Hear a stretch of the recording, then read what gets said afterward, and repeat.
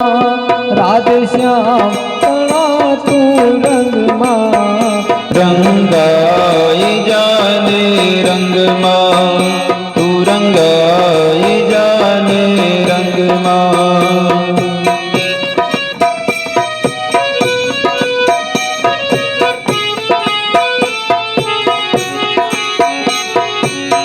ઘડપણ આવશે ત્યારે ભજીશું પેલા ઘરના કામ તમા પછી ફરશું તીરથ ધામ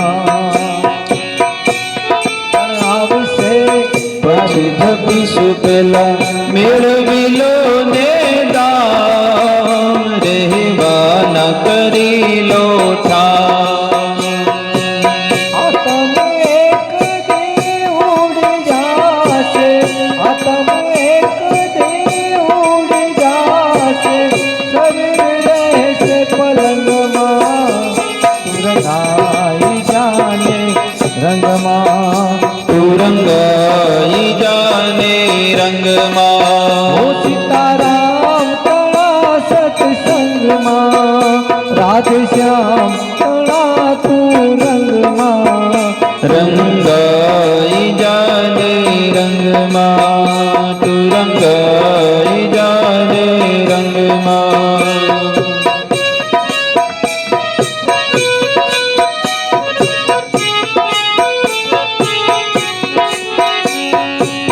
32 જાતના ભોજન જમતા ભેળી કરીને ભાત આમાં ક્યાંથી સાંભળે 32 જાતના ભોજન કરતા ભેળી કરીને એમાં ક્યાંથી સાંભળે દાન પુણ્યથી દૂર રહ્યો તું દાન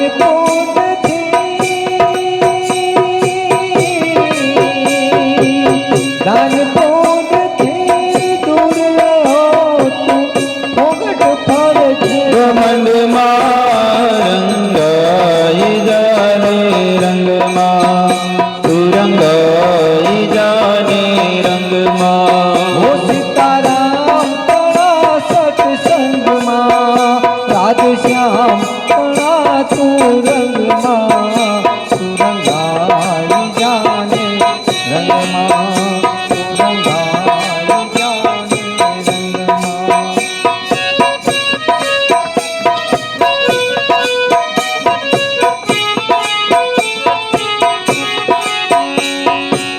રંગ રાગમાં ત્યારે રંગાશું રજાશું આમને માટે ઓળખી લો આ તમરા રંગ રાગમાં ત્યારે રંગાશું રજાશું આમને માટે ઓળખી લો આ તમરા બાબા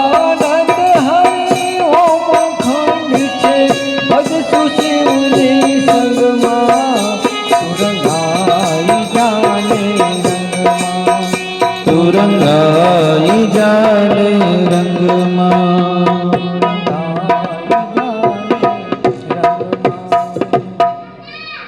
કૃષ્ણ કનૈયા લાલ કી જય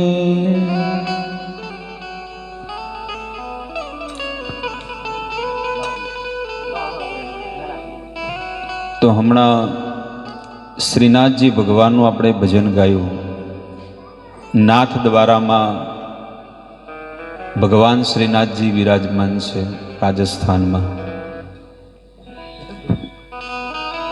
વલ્ભાચાર્યે એમની સ્થાપના કરી છે નાથ દ્વારા ગયા છો કોઈ શ્રીનાથજી હા એ શ્રીનાથજી ભગવાન જે છે એમનો જે મૂર્તિ જે વિગ્રહ જે છે ને એ પહેલા ગોવર્ધનમાં હતો મથુરામાં ગોવર્ધન જે છે ને એમાં ઉપર એમની મૂર્તિ હતી અને ઘણા વર્ષો પહેલાની ઘટનાઓ છે મોગલોનું રાજપાટ હતું હરે કૃષ્ણ.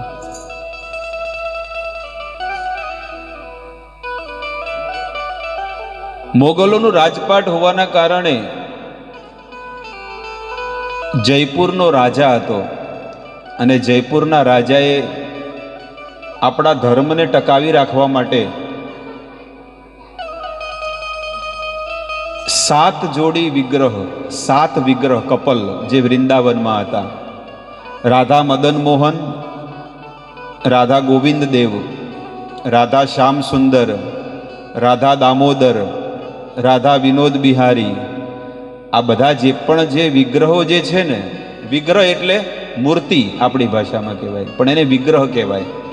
વિગ્રહ કોને કહેવાય? કે જે આપણી સાથે વાતો કરે, આપણે જે ભગવાનને પ્રેમ કરીએ ને એ આપણી વાત સાંભળે, એને વિગ્રહ કહેવાય. એ રાજાએ 7 વિગ્રહોને છે ને જયપુરમાં છુપાવી દીધા. આજે પણ ભગવાનના આ બાળક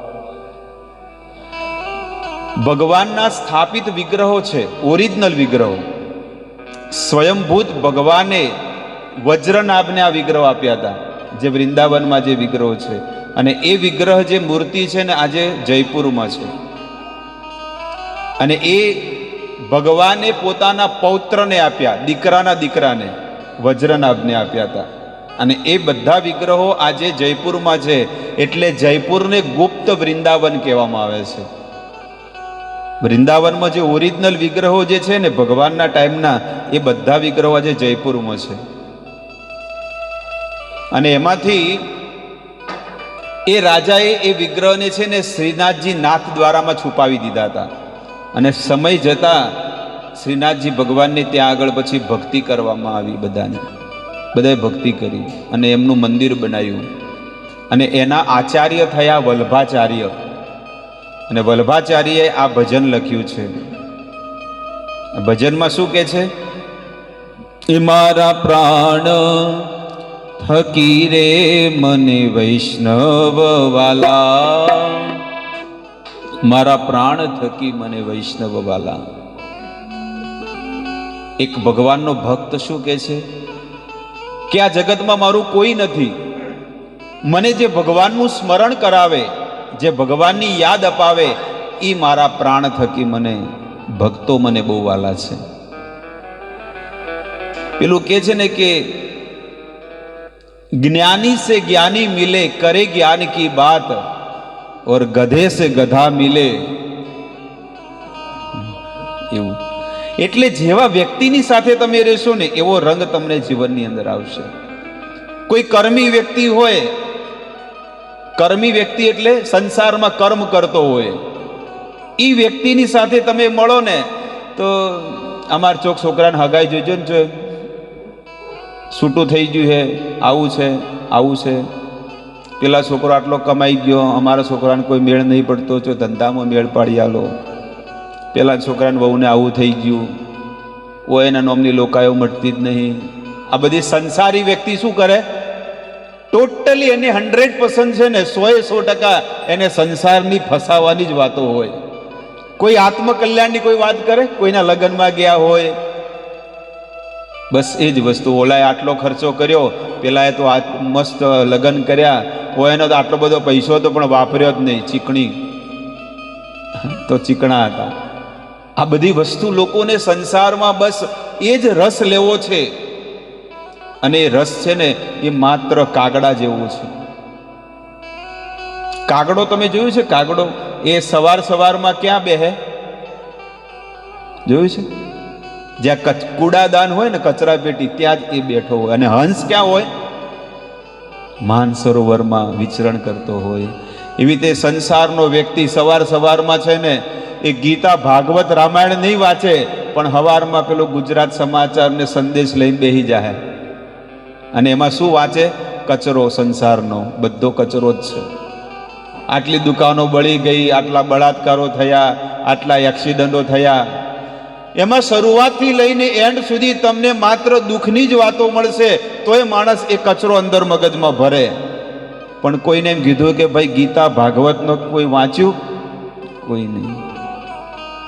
એટલે કે છે કે લાખો ને કરોડોમાં એક ભગવાનનો જે ભક્ત હોય ને, અને એવા વ્યક્તિના સંગમાં જો આપણે રહીએ ને તો આપણું જીવન પણ એવું પવિત્ર બની જાય છે. આપણે ભલે પૈસો હોય, જાગીર હોય, ગાડીઓ હોય, છોકરાઓ હારા નોકરી ધંધા હોય, પણ મનનું થર્મોમીટર માપી લો, હૃદયનું, કે મનની અંદર શું ચાલી રહ્યું છે. બોલો, ઠેકાણે નથી મન. મન ભમતું રહે છે જગતની અંદર. રાતે ઊંઘવા તમે ઊંઘો ને તો ઊંઘમાં પણ કેટલા બધા વિચારો આવે. ઊંઘની ગોળીઓ લેવી પડે તોય ઊંઘ આવતી નથી, કારણ કે આપણે મનને એવું બનાવી દીધું છે આટલા વર્ષોથી. એટલે કે છે કે લાખો ને કરોડોમાં એક વીર હોય જે ભગવાનનું ભજન કરે, ઠાકોરજીનું. એટલે અહીંયા વલ્ભાચાર્યને કહેવું પડ્યું કે મારા પ્રાણ થકી મને વૈષ્ણવ વાલા, નિત કરતા શ્રીનાથજીને કાલા રે વાલા. એ કેમ એટલા વાલા છે વૈષ્ણવો? કારણ કે 24 કલાક ઠાકોરજીનું ભજન કરે છે, ભગવાનનું ભજન કરે. એટલે કે છે કે જિંદગીમાં આવો જીવનમાં લાવો ફરી કદી ના મળે. આ ભજન કરવાનો જે મોકો મળ્યો છે ને, આ મનુષ્ય અવતારમાં જ છે, બીજા કોઈ શરીરમાં નથી. આટલા બધા જે બેઠો છે, બધા બહેનો બેઠા છે ને ભાઈઓ બેઠા છે, કોઈ કૂતરા બિલાડા બેઠા છે, કોઈ ગધેડું કે કોઈ પશુ કે કોઈ નહીં. કોણ બેઠું છે? મનુષ્ય. મનુષ્ય બેઠો છે. કોઈને તમે કૂતરાને કે બિલાડા કે ગધેડાને કે તમે પશુને બેહાડો તો એ નહીં બેસે, પણ મનુષ્ય આત્મકલ્યાણ માટે બેઠો છે કે હું પ્રભુનો સત્સંગ સાંભળું, ભગવાનની કથા, ભગવાનના ભજન મારા કાનમાં પડે તો મારી આ કાયા પવિત્ર થઈ જાય. સંતોના મોઢેથી મને એક શબ્દ પણ ભગવાનનો મને સાંભળવા મળે તો આ મારો મનખા અવતાર, આ મારો મનુષ્ય અવતાર છે ને સુધરી જાય, સફળ બની જાય. એટલે અહીંયા કેવો કે છે કે આવો લાવો જીવનમાં ફરી કદી ના મળે. વારે વારે માનવ દેહ હરી ના મળે, વારે વારે માનવ દેહ ફરી ના મળે. શું કે છે? વારે વારે માનવ દેહ ફરી ના મળે. આ તો આપણે બહુ પુણ્ય થયા, કંઈક સાધુની સેવા થઈ, કંઈક તીર્થોમાં સ્નાન કર્યું, કંઈક સત્સંગ સાંભળ્યો, કંઈક પુણ્ય કર્યું, કંઈક ધર્મ કર્યું, અને એના પ્રતાપે આજે આપણને ભગવાને મનુષ્યનો અવતાર આપ્યો છે. અને આપ્યો તો એ ટેમ્પરરી આપ્યો છે. કેટલાય અધ વચ્ચે જતા રહ્યા. આપણાથી નાના નાના માણસો આપણા જીવનમાં જતા રહ્યા. આપણાથી નાના નાના માણસો, કોઈ 20 વર્ષના, કોઈ 30 વર્ષના, કોઈ 50 વર્ષના. આપણાથી મોટા મોટા માણસો આપણી સામે જતા રહ્યા. મોટા મોટા એટલે 70, 80, 90 ના, કે આપણે જોયા હતા કે આપણી ઉંમરમાં આપણે કે આ મોટા આ નાના કેટલાય લોકો જતા રહ્યા આપણી ઉંમરમાં. એટલે કે છે કે આ મનુષ્ય જીવનનું કોઈ ઠેકાણું નથી. કયા સમયે આ કાયા ઢળી પડશે એની કોઈ ગેરંટી નથી. એટલે અહીંયા કે છે કે વારે વારે માનવ દેહ ફરી ના મળે. એટલે કે છે કે આ મારા ફેરા 84 મારા ટળે અને મને મોહન મળે, મને ઠાકુરજી મળે, ભગવાન મળે. એટલે તો તમે જુઓ કે જ્યારે ઠાઠડી ઉપડે છે માણસની જીવની તો શું બોલે છે? પ્રભુનું નામ બોલે છે, ભગવાનનું નામ. કે આ ભગવાનનું નામ જો કોઈના કાનમાં પડે તો જે મરવા વાળો તો જીવ તો જતો રહ્યો, પણ એના નિમિત્તે આ જીવતા છે એટલા તો સાંભળે અને એનું તો કલ્યાણ થાય. પણ પેલો કાંઈક બીજું કરતો હોય, ફોન કરતો બીજાને કે ભાઈ હું હાલ આવું જ છું, આ તો મોત પડ્યું એટલે જવું પડે એમ છે. બોલો, તો એ પાછો ફોનમાં કહે કે ભાઈ મારા માલનું શું થયું, મારા ચેકનું શું થયું, ચેક પાછો કે ના પાછો, તારા વાળ પાચી ગયા. એ તો જો જીવન એમને એમ જતું રહ્યું. જિંદગીમાં કેટલું કમાણા જરા માંડજો, પણ એ પેલું નોટમાં માંડે ખાલી કે આ મહિને કેટલા કમાણા. દિવાળીમાં પછી નવા ચોપડા નવા વર્ષના બનાવે, પણ આ સરવાળો માંડ્યો ભક્તિનો કે તમને આ મનુષ્ય અવતાર મળ્યો તો એનો તો માંડો કે કેટલું ભજન કર્યું. લાલ લાલ તો ઘણી નોટો ભેગી કરી, મોટા મોટી કઈ, હા ગુલાબી, હા એ તો કેટલી ભેગી કરી. પણ આ જે ધન જે છે એ માણસે ભેગું કર્યું. એ નરસિંહ મહેતા કહે છે, એ સાચું નાણું તો મારું શામળો, એ મારે દોલતમાં ઝાંઝને પખાજ રે, શામળા ગીરધારી. સાચું નાણું તો મારો શામળો છે, મારો ઠાકોરજી છે, કે જે મારા શ્વાસ ચલાવે છે, જે મને જળ આપે છે, જેણે આ કરોડો રૂપિયાની કાયા આપી છે, એ ઠાકોરજીએ મને આપી છે, પ્રભુએ મને આપી છે, બીજા કોઈએ નથી આપી.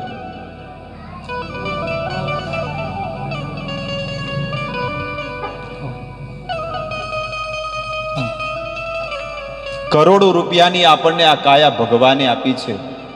અરે તમે આ એક હાથ જો કોઈ કાપીને આપી દે તો 10 લાખ રૂપિયા હું આપીશ. કોઈ છે તૈયાર? આ કાયા કેટલી અનમોલ છે એના માટે મારે તમને કહેવું પડે એમ છે કે તમે એક હાથ કાપીને આપી દો, તમને 10 લાખ રૂપિયા મળશે. કોઈ તૈયાર છે? તમે 2 હાથ કાપીને આપો, તમને 20 લાખ આપો. આ ડોકું કાપી નાખો, તમને 1 કરોડ રૂપિયા મળશે. કોઈ તૈયાર નહીં થાય. કરોડ રૂપિયા કરતા પણ આ મોંઘી કાયા છે. પણ આ મોંઘી કાયાને માણસ 500 રૂપિયામાં વેચી મારે છે. મને કોઈ ખરીદો. આ કોજી ઉપર તમે જાઓ પાલનપુર, સવારમાં 6 વાગે બધા કોબડા ઓઢીને ઊભા હોય કે હું 300 રૂપિયામાં વેચાવા માટે તૈયાર છું, મજૂરી મને કરાવો આખો દાડો. જે પ્રભુએ આપી કરોડો રૂપિયાની કાયા એ કેટલામાં વેચી? 300 રૂપિયામાં વેચી. તો છૂટકમાં કોઈ કોમ બતાવજો. એટલે મને ધિક્કાર આવે માણસોને, સંતોને. એમ થાય છે કે આ કરોડો રૂપિયાની પ્રભુએ કાયા આપી પણ એને કોઈ દિવસ સમય આપ્યો નહીં. કેટલું મોટું દુર્ભાગ્ય કહેવાય. એટલે કે છે કે બડે ભાગ માનુષ્ય તન પાવા. ગોસ્વામી શું કહે છે કે બડે ભાગ મનુષ્ય તન પાવા. ન કે ત્યાં ન લખે કે ભાઈ બડે ભાગ કુત્તા તન પાવા, બડે ભાગ ગધા તન પાવા. એ ગધેડા તમારું કેટલું સૌભાગ્ય કહેવાય કે તમને ગધેડાનો જન્મ મળ્યો. પણ ત્યાં શું લખે છે? મનુષ્ય જન્મ મળ્યો. કારણ કે મનુષ્ય ભગવાનને સમજી શકે છે, મનુષ્ય ભગવાનને પ્રેમ કરી શકે છે, મનુષ્ય ભગવાનને સાથે ભક્તિનું આદાન પ્રદાન કરી શકે છે. એટલે કે છે કે વારે વારે આવો મનુષ્ય દેહ ફરી નહીં મળે. ઉદ્ધવજી તો ભગવાનને નાનપણથી પ્રેમ કરે છે.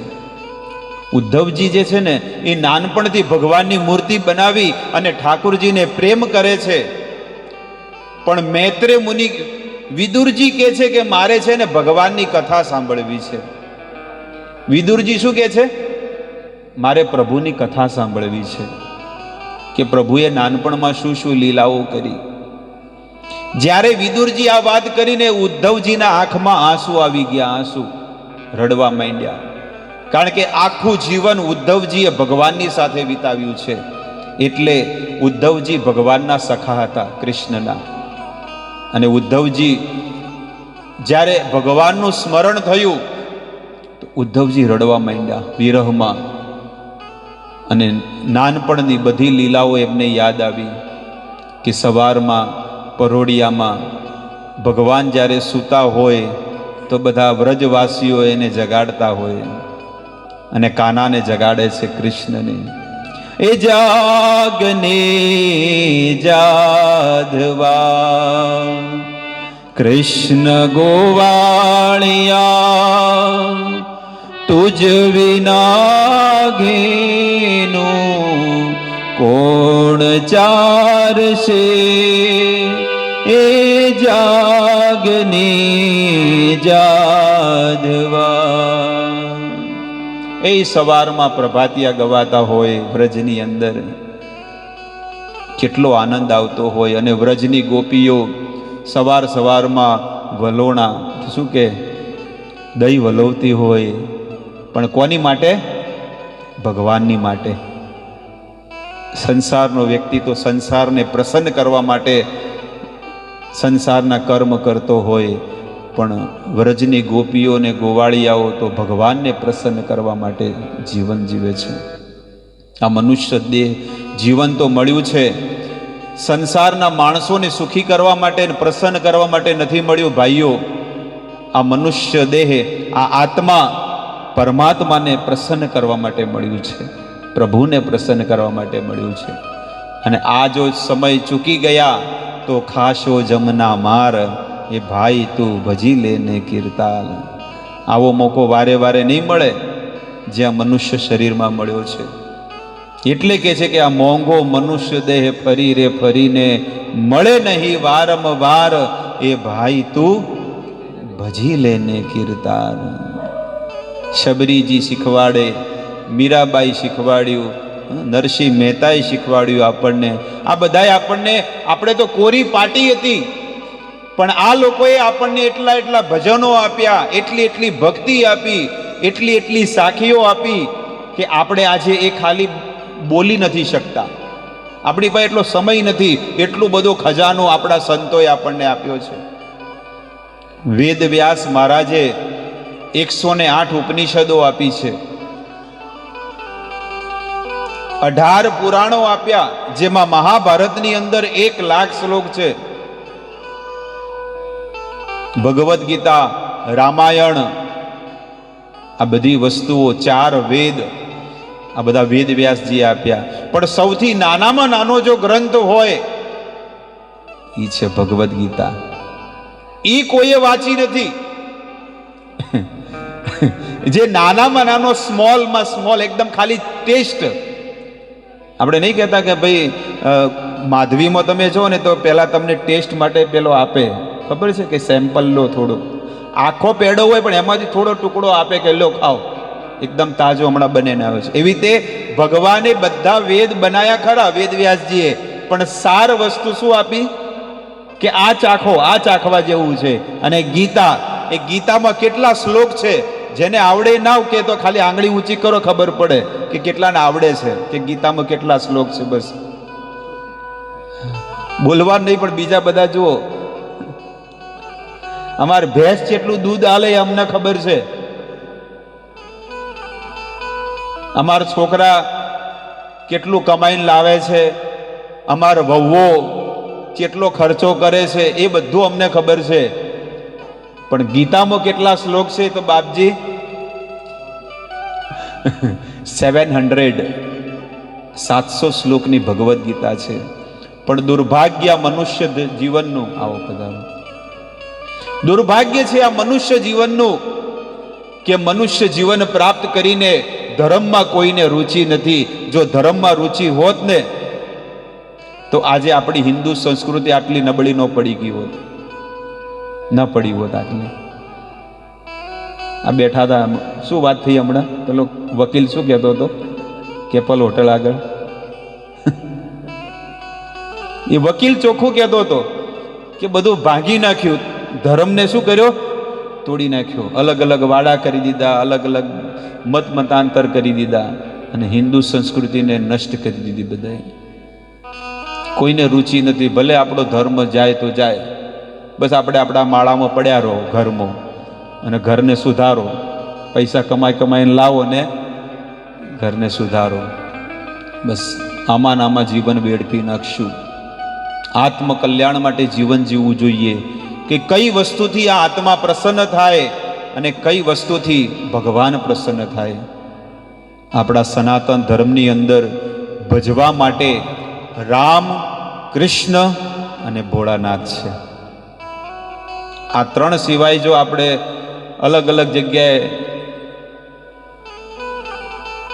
સાધના કરશું કે તપ કરશું તો માત્ર ભૂસા સિવાય કાંઈ નહીં મળે. જેવી રીતે ઠેસરની અંદર તમે અંદર નાખો તો એક બાજુ શું નીકળે છે, ભૂસું નીકળે, અને એક બાજુ શું નીકળે, અનાજ નીકળે.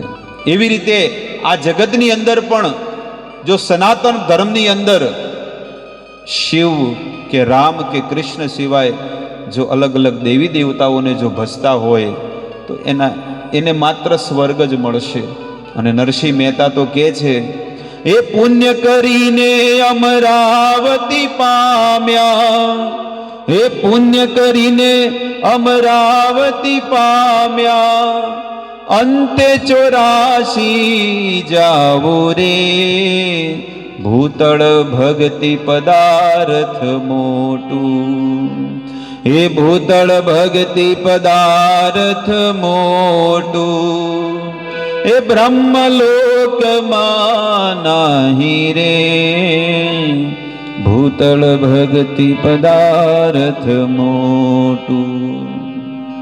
જે દેવી દેવતાઓને ભજતા હોય કે જે બાપુને બાપાને ભજતા હોય, પણ તમને વધી વધીને છે ને સ્વર્ગ મળશે.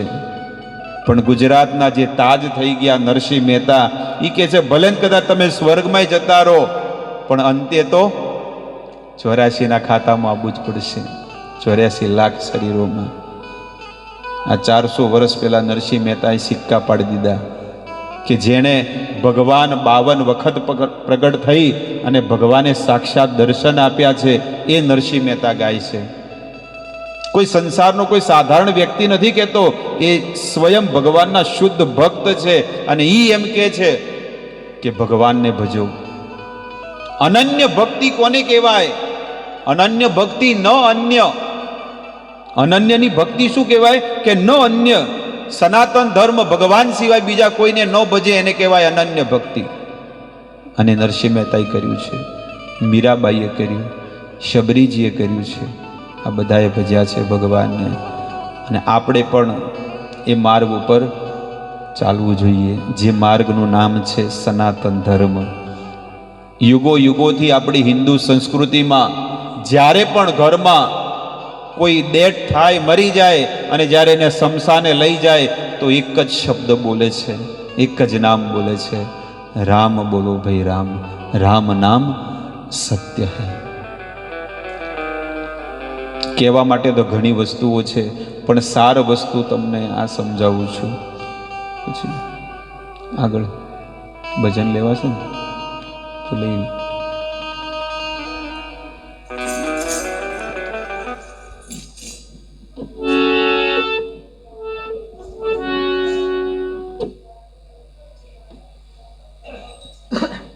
એક જોવે છે માઇક, લો આ વાયર જોવે છે માઇક, તમે લગાવ, પેલો માઇક પડ્યું.